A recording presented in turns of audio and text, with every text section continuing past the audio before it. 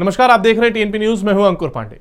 8 नवंबर 2016 को नरेंद्र मोदी सरकार द्वारा देश में लागू किए गए नोटबंदी को लेकर केंद्र ने सुप्रीम कोर्ट में बचाव किया है। सरकार ने सर्वोच्च न्यायालय में नोटबंदी के फायदे बताते हुए बताया कि इसे लागू करने से 8 महीने पहले आरबीआई से परामर्श लिया गया था।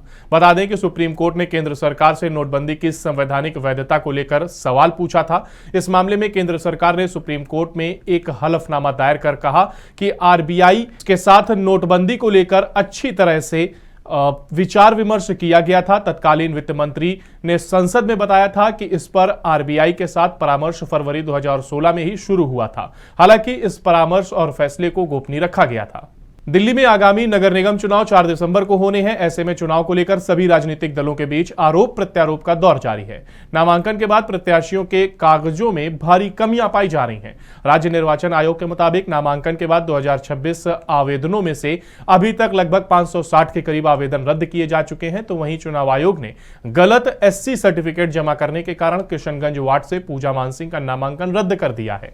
वहीं पूजा मानसिंह का नामांकन रद्द किए जाने को लेकर किशनगंज वार्ड से कांग्रेस पार्टी की प्रत्याशी प्रेरणा सिंह ने आम आदमी पार्टी पर जमकर निशाना साधा। उन्होंने कहा, आम आदमी पार्टी को इस पूरे मामले की जांच कर दोषी लोगों को जेल भेजना चाहिए। देखिए, उन्होंने फर्जी कागजात लगाकर 2017 में इंडिपेंडेंट कैंडिडेट के रूप में चुनाव लड़ा है और आज उसी के आधार पर उनके ऊपर कार्रवाई की गई है, एफआईआर दर्ज हुई है और कोर्ट में वो केस चल रहा है फोर्जरी का। इस बार उन्होंने अपने नाम पर जो है टिकट लिया आम आदमी पार्टी से। मैं कहूँगी कि ये तो शायद आम आदमी पार्टी की मिली भगत थी कि उन्होंने एक ऐसे उम्मीदवार को टिकट दिया जिसके पास एससी सर्टिफिकेट नहीं था और जिन्होंने पहले नकली दस्तावेज के आधार पर वो चुनाव लड़ चुकी हैं। तो ये बहुत ही गंभीर उनके ऊपर मैं आरोप नहीं है, बल्कि ये तो सिद्ध हो चुका है कि वो फोर्जरी उन्होंने की है। दिल्ली के महरौली इलाके में हुए श्रद्धा हत्याकांड ने हर किसी के रोंगटे खड़े कर दिए हैं। उसके प्रेमी आफताब की करतूत जानने के बाद लव जिहाद को लेकर कठोर कानून बनाने की मांग तेज हो गई है। इसी बीच दिल्ली के ही पटेल नगर इलाके में लव जिहाद का एक और मामला सामने आया है, जहां पीड़िता ने बताया है कि उसका पति शादी से पहले उससे सिख युवक बनकर और उसने अपना नाम गुरप्रीत बताया था। पीड़िता ने बताया कि युवक से उसकी मुलाकात फेसबुक पर हुई थी। दोनों में प्यार बढ़ा, जिसके बाद उन दोनों ने 2016 में झंडेवाला मंदिर में शादी कर ली। शादी के 2 महीने बाद ससुराल जाने पर लड़की को पता चला कि उसका पति असल में मुस्लिम है और उसका नाम नूर मोहम्मद है। ससुराल वालों ने बिना बताए लड़की का धर्म परिवर्तन कर दिया और दोनों की कोर्ट मैरिज भी करा दी।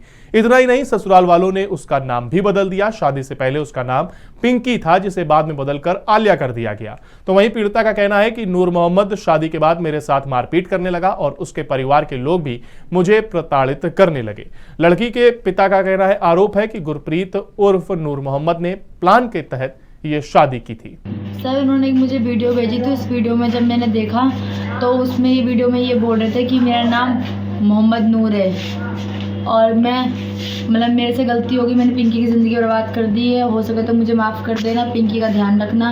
ये वीडियो में उन्होंने जब मुझे बताया, उस वीडियो से मुझे पता चला कि वो मुसलमान थे। देखो, जब ये झंडे वाले मंदिर में शादी करके गई थी तो हमने इससे यही कहा था, भाई तू अपने मेरी शादी कर दी है तो देख ले अब तुझे क्या करना है। चली गई। तो शादी के जब हमने इसकी शादी कराई, कम से कम उसके 2-2.5 महीने बाद इसका कॉल आता है तो कहते पापा ये लड़का मुसलमान है। तब भी मैंने इसको ये बोला था कि देख ले, अभी भी तेरा कोई डिसीजन है तो बता दे, क्योंकि इसने तेरे से झूठ बोला है। क्योंकि एक सरदार, देखो जी, कोई कितना भी बंदा गिरा हुआ हो सकता है, लेकिन एक सरदार का भी मुसलमान का भी सरदार का भेष तो धारण कर नहीं सकता। इसीलिए हमें ऐसा कोई शक ही नहीं हुआ उस पर, क्योंकि उसने फैमिली भी मिलवाया। सरदार 2 भाई का लेके आता था सरदार वाले। तो हमने ये सोचा भाई सरदार ही होगा, चलो जा तो रही है लड़की, अपनी जात में जा रही, कुछ भी है, हमें शादी कर रही है, आराम से रहेगी। लेकिन बदायूं के सिविल लाइंस थाना क्षेत्र के रोडवेज बस स्टैंड से एक 2.5 साल के बच्चे का अपहरण हो गया। बता दें कि अपहरणकर्ता रोडवेज परिचालक की यूनिफॉर्म में आया और बच्चे को खिलाने के बहाने लेकर गायब हो गया। मामले की जानकारी मिलते ही पुलिस मौके पर पहुंची और जांच पड़ताल शुरू कर दी, लेकिन देर रात तक बच्चे का कुछ पता नहीं चला। फिलहाल पुलिस मामले में आगे की जाँच कर रही है। क्या हुआ?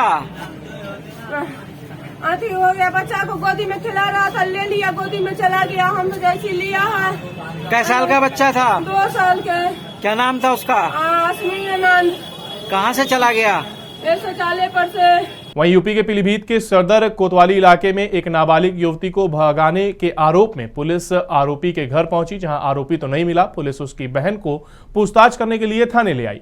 अब आरोपी की बहन ने पुलिस पर मारपीट करने और प्रताड़ित करने का आरोप लगाया है। युवती के पक्ष में हिंदू जागरण मंच के कार्यकर्ताओं ने हाईवे जाम कर हंगामा किया और आरोपी दरोगा पर कार्रवाई करने की मांग की है। आपके साथ क्या घटना घटी? मैं नानी घर पे थी, 3 पुलिस वाले आए थे, जेंट्स थे 3, एक लेडीज थी। नानी घर पे से मुझे अपनी गाड़ी में उठा के ले गए थे। रास्ते में क्या वजह थी? भैया के चक्कर से मुझे ले गए थे। भैया के मतलब वो लड़की का मैटर था कुछ, इस चक्कर से। वो क्या, भैया पर क्या आरोप था कोई? हाँ मतलब भैया ने लव मैरिज करी है। लव मैरिज के चक्कर से अच्छा। रास्ते भर मुझे मारते हुए ले गए थे। थाने में जाके अलग कमरे में मुझे मारा है।